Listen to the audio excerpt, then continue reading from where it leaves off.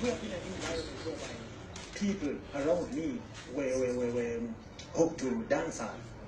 The likes of the Caterans, the Beanie Man, the Bounty Killer, Terra Fabulous. Those were some of the great dancer artists from Jamaica in the 90s.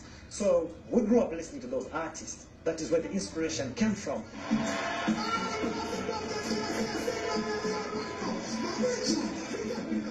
I sing about whatever it is we come across within life.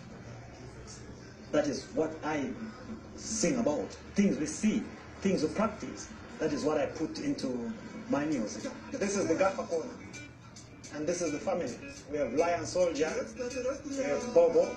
So right now, we are in Kambuzuma, right? And this is the place I was born and raised.